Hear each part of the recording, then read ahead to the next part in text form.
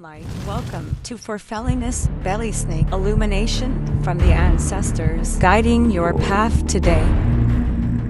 Every day, someone's little girl, daughter, sister, girlfriend, fiance, wife, cousin, mother, auntie, grandmother, great grandmother, elder, disappears, shattering a family, a community, the world. There is something we can all do. Remember them.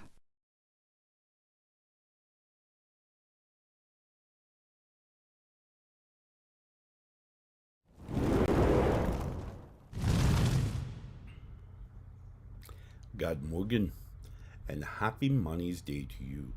Today, we talk about the advantage and the parallel of Nótt, or the goddess Nótt, which essentially translates into night.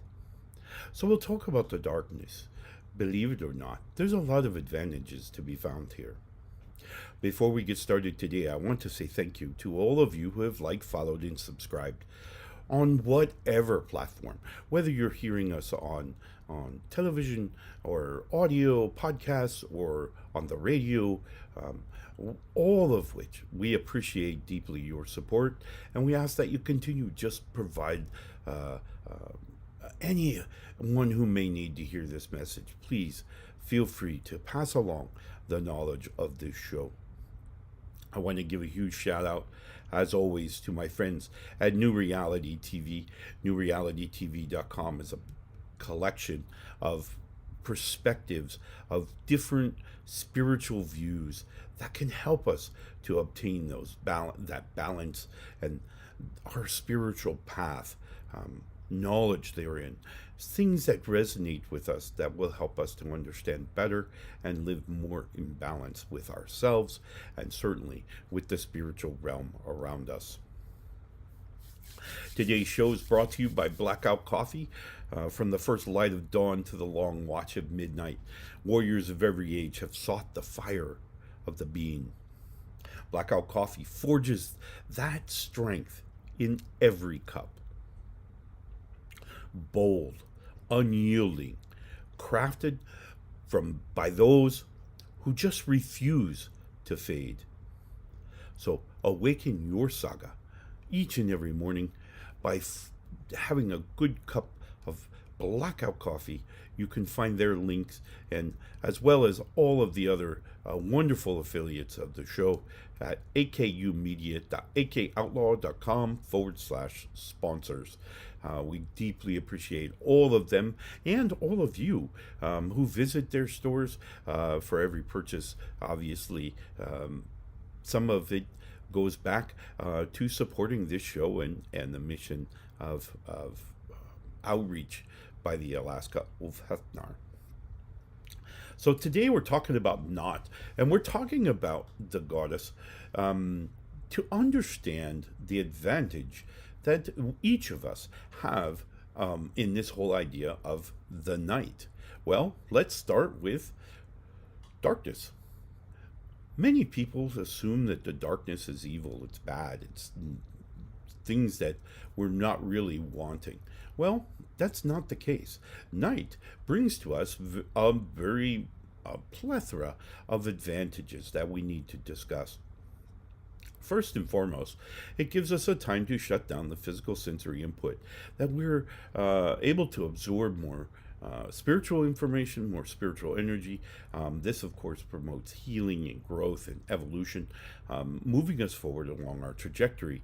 So it's super important that we take some time each day to kind of settle the brain, shut off that physical sensory input, or as much of it as we can,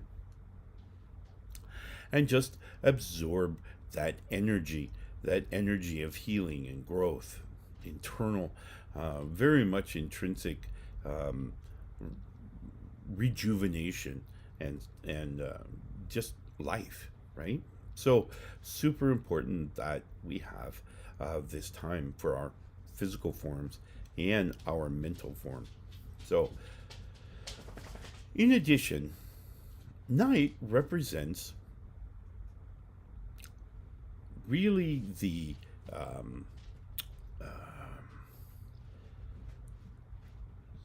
answering of questions, the arrival of the information, the answers that we seek. This is really what night is about. And when we talk about Mani, we talk about Mani being representative of the moon, and his sister Sol being the sun. And when Sol rises in the morning and is beginning her journey towards the high point of the day and then on into the evening, this represents our learning cycle, our cycle of absorbing information, of absorbing enlightenment, that illumination that comes from seeing things and experiencing things and learning, right? So we're absorbing these data points, this intellect. We're absorbing it as Sol is making her climb into the daytime sky. Then, as she peaks and she begins her downward trend towards her rest, her evening rest, we're beginning to build the questions. We're putting together, we're formulating questions, and we're figuring out how the intellect that Sol has just given us, how that's going to apply to other aspects of our life, how it's going to intertangle now between what we already know and what we've just learned. Remember, we talked about this when we talked about experiences and how, as we gain these experiences through living our everyday life, those experiences are brought into our minds, and then they are interconnected to all of the different intellect stacks that we have within our mind to create this next level, if you will, of intellect called wisdom. Wisdom, of course, being the engine that fuels imagination, and that imagination is then what kind of helps adjust, if you will, our sensory input, thereby fostering an interconnectivity between the fight and flight syndrome or the fight and flight response versus our intellectual responses, our cognitive responses. So we kind of got those two camps going for us. And that's all brought to us in everyday living from this thing called imagination, which is, again, fed from wisdom, which is then fed by experiences interconnecting these intellect stacks, these intellect points throughout our minds. So as Sol begins her downspin there, we're gaining questions. We're figuring out how these data points are interconnected, how this experience that we've just obtained in this illumination, how those experiences are then going to interconnect from all these data points. And so as we get into night represents that which we don't know, which is unknown to us right now. And there's a process of illumination, and this illumination is going to then turn this night or darkness into illuminated energy, into the normal growth, into the normal knowledge. So intellect, questions, and the questions is what's going to drive our turn in night back to the growth and the seeking of this knowledge from illumination. So we're going to ask all the questions, and as we ask those questions within our own mind, we have to remember that those questions are going to not only kind of percolate around in our own mind, but remember, our spiritual self is connected to memories the questions are coming from memories. So these questions are being asked not only within our own local mind, as it were, but it's being broadcast out over the spiritual realm, that others may provide some intellect as well, some illumination, some of their experiences, thereby of fulfilling our questions, right? So we're constantly questioning as we get into this darkness. And then again, as the questions start being answered, we then kind of make that turn up, and now we're into the cycle of soul, or the sun now seeking or receiving illumination, illuminating that darkness. One of the greatest analogies or visions that my ancestors gave to me about this was this idea of going into a dark room. As we ventured into the dark room, there was quite the possibility that we would step on something, we would kick something, bump into something, and potentially cause damage to ourselves, as we did whatever it was. And but when we seek to go through this room, and we know that it can be hazardous, as life is, the greatest way to kind of guarantee our safety was to illuminate it, to lighten it, so that we could see these things that we could potentially step on or trip on or bump into. And if we could see them, we could navigate around them. Well, the same thing applies when we're talking metaphysically or metaphorically here. When we are illuminated, when we have this illumination, we can see things that we couldn't otherwise see. And this is the quest that we have, and certainly the goddess Nótt brings to us and highlights for us this need for illumination, right?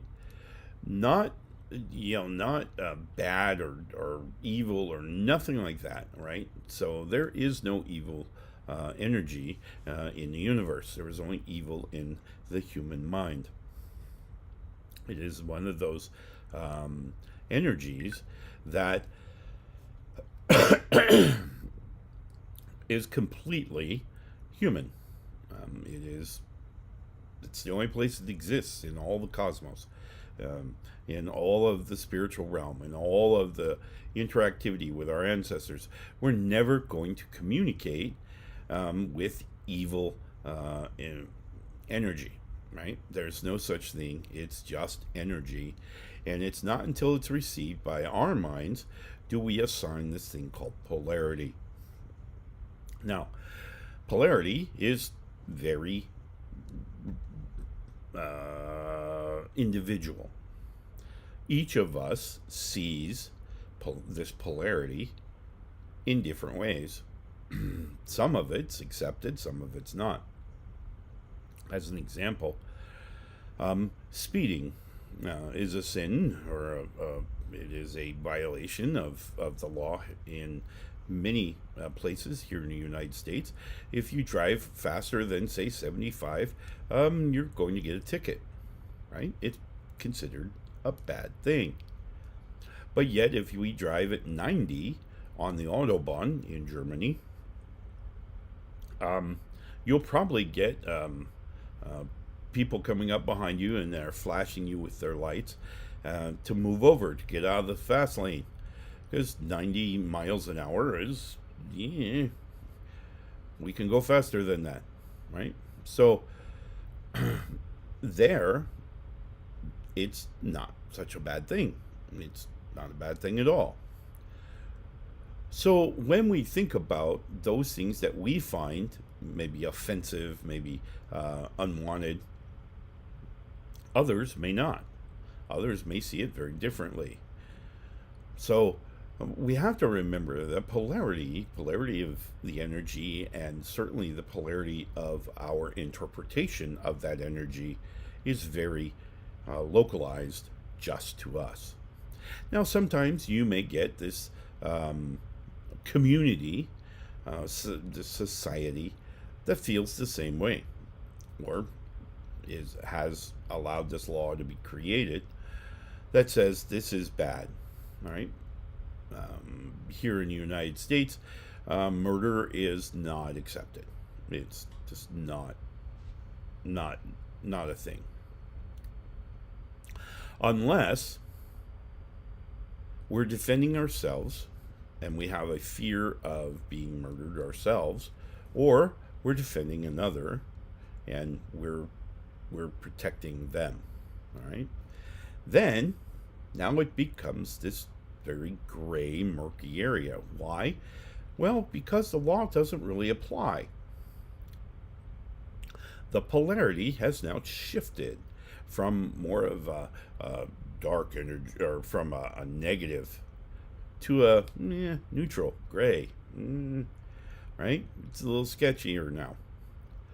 All of these things, when we think about, are very regionalized. They're very localized to communities, and as such, up for interpretation. Same thing applies when we speak about polarity of energy in the universe.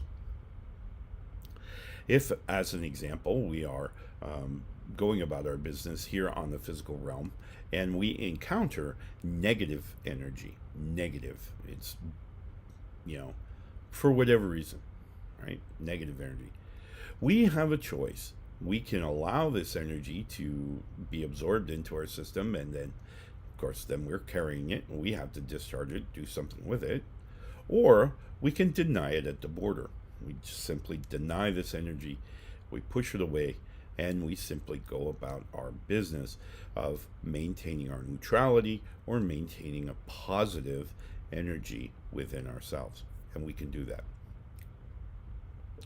One of the things you have to also think about when we think about polarity in energy is we have to remember that it's a two-step process from extreme to extreme, right? So when we have negative energies, we have to convert the negative energies to neutral energy, and then from a neutral energy, we can then promote it to a positive or a light energy, right? So we have negative, bad, unwanted, and we're going to convert that in some cases by denying it. In some cases we can rationalize it. In some cases we can just discuss it, and dispel it, right?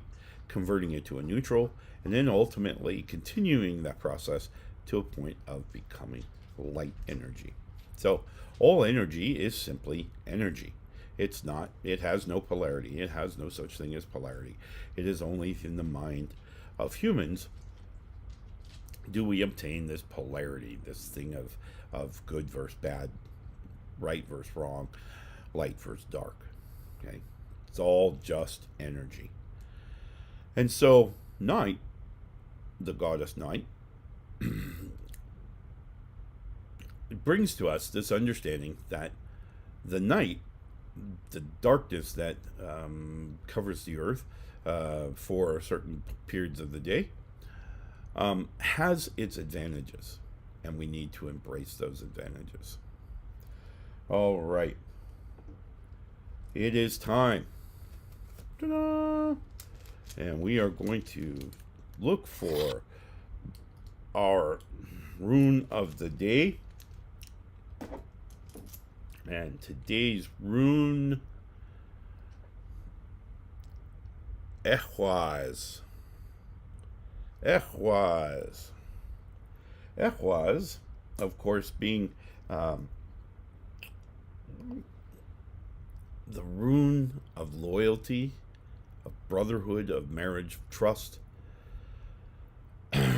of harmony, is really what this rune represents. And today, what a great opportunity we have to mend any fences that we may have left damaged over the weekend, maybe just loss of time. We need to look at finding ways to promote harmony. And today is the first day of the week, Mani's Day, of course. And so today's that day that we can begin to mend those fences, to forgive the past, and to move forward with this idea of harmony, of brotherhood, of sisterhood, of togetherness, right? So today's that day. So I encourage you to think about creating within those people around you every day this idea of harmony, of just, casting out these bad things. We can all get along. We can all be fellow humans together, and we can do this. So it all starts with one step. All right. So I encourage you to check out harmonious activities with friends and family, and certainly even with those who don't know. All right, I need to take a real quick commercial break. When we come back, we'll finish out and we'll talk about things that we can do to help us to manage this week, help us to kind of take charge of those mental processes and of those things that we do each and every day. So we'll be right back after this quick commercial break. The air. The time is now. We're all waking up. We're waking up. We're all waking up. It's all shifting. New vibrations. It's you. It's you. It's me. It's all of us. Together. A new time. A new day. A new energy. A new energy. New reality. Awaken with us. Awaken with us. Awaken with us. NewRealityTV.com.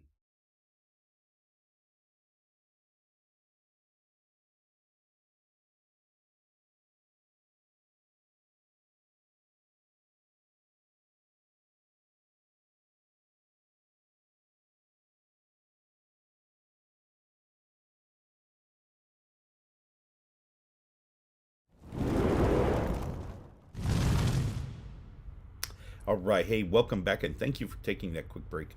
As always, I love my friends and family at New Reality TV. I think you will too. So check them out, newrealitytv.com. And again, today's show brought to you by Blackout-Coffee, another wonderful affiliate of the show.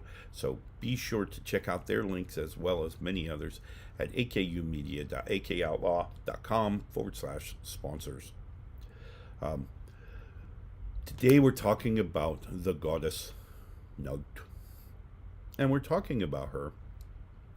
I think it's very ironic that we're also celebrating Mani's Day today, so really talking about the darkness that kind of surrounds Midgard for certain periods of the day. And we're really identifying how this darkness is really simply unilluminated. It's not a bad thing in of itself, and it's certainly not evil. It's not bad. It's simply unilluminated, and we simply, many times, we find ourselves unilluminated as well, in that we have not absorbed the intellect or the wisdom that could help in certain situations. And so we're always looking to do that. We're always looking for ways to absorb the proper intellect, the proper knowledge. But just as importantly, we have to realize that the experiences that we're having in the physical realm all the time are creating a higher level, if you will, of just this raised level of supreme knowledge, referred to as wisdom. Now, the wisdom, as we mentioned before, simply drives, among many other things, it drives this thing called imagination. Imagination is then fed into every sensory input that we have. And this alteration, if you will, created by imagination, helps us to identify things within this image that we're absorbing, or within the sound that we're hearing, that could potentially be something to concern ourselves with, right? So we're identifying threats or things that we may have to engage the fight or flight syndrome, or the process, the fight or flight process, right? So the imagination kind of takes the frame that we've just absorbed. Now use visual as the first one, but we get a frame of experience that we're pulling in through our eyes, and imagination's going to kind of sort through that image, and it's going to pick out something that it's going to focus on because of its potential of engaging the fight or flight process, whatever it is. If you know, we see in the big crowded New York City sidewalk, and lots of people moving in and out, and we see someone on a trajectory, and they're riding a skateboard or a bicycle or something, and they're on a trajectory of impacting us, the fight or flight syndrome or the system is going to engage, and it's going to say, all right, we have an incoming threat and we need to move. Maybe we need to step to the side, step forward, step backwards, move around. Why? Because we have this trajectory. And imagination's what's going to kind of help us to just isolate that image, the bike rider or the skateboarder, whatever it is, right? And so we're going to be able to identify that clearly. Imagination's going to kind of fade everything else out a little bit and focus on this rider. Now the fight or flight syndrome or process is going to take over, and it's going to say, all right, hey, we need to move, we need to do this, we need to do that. Very akin when we talk about our ancestors who would, you know, kind of scan the landscape and they could see, oh, that looks like a lion there in the grass. And imagination is going to kind of go, wait, whoa, lion, lion, lion. And so it's going to fade everything else, and it's going to identify that one little speck of the image to now tell your mind, okay, hey, there's a lion there, and we need to do something. We need to either decide we're going to fight the lion or we're going to beat feet out of here. One of the two, right? And so that's what imagination is really doing with the imagery that you're bringing in from each experience. Remember, each experience, there's like 1 million frames per second. This is the fastest camera on the planet, bar none. And it's identifying per, you know, momentary snapshot in time. So every experience is simply a snapshot, just one right after another, of these images that we're pulling, and then imagination is going to alter that to now focus on a particular part of that image. All right, and it's going to help us to respond to that particular part. Now, many times we may discard it. You know, I'm always amazed when I see one lonely flower blooming along the roadside. You know, a bunch of grass, high grass, and then here's this flower that's just beating back all the odds to grow by itself out there by itself, and it's good with that. I'm always amazed at that, and my imagination helps me to focus on that one flower. I can see all the grass, yeah, but it's not as important as just that one flower that's blooming in the middle of this grass, of this high grass. So again, that's what imagination is going to do for our vision. We have to remember that as we now begin processing our imagery or our audio, whichever, right, that our audio or our imagery is now processed with this area highlighted, right? So imagination's done its part, and it's identified very clearly this particular piece of the overall image. And now, as we build the emotional response that we're going to have, or we're going to create from that image, or that audio, that sound, We're building it because this is highlighted. So this is the importance of imagination and wisdom, which is all built on this understanding that we have the illumination or the intellect and data, knowledge, and the experiences are now weaving a web between them, okay? And it's all all focused on helping us to respond to the environment around us. So it's all very crucial, and it's very important that we focus on gaining this thing called illumination. And so Note today, the goddess Note, really brings that to the forefront and helps us to understand that this is an important part of our lives. So take a look at you and how you're observing things, and what illumination have you gained over the last, say, couple of days, and particularly throughout the periods of night. What questions have you arrived at, and what's been driving your imagination? All right, so make sure we kind of look at that and observe from a very objective perspective. We can certainly identify what those are. All right. I wish you the very best Manis Day. We will see you again tomorrow for Tears Day.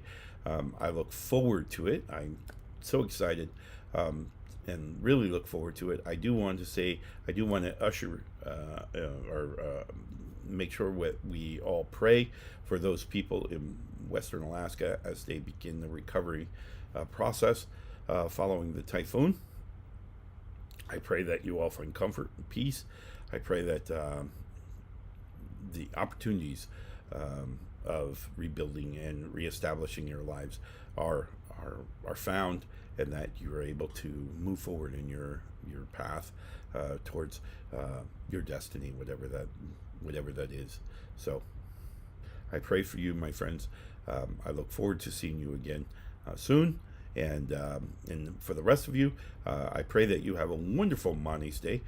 Start off this week, and today our rune teaches us about harmony, seeking ways to find harmony, even with those who may not be harmonious. So take a look and see what your responses are, and how you're looking to build harmony within your life. All right? I wish you the very best week, my friends, and I look forward to seeing you tomorrow for Tears Day. Love and light.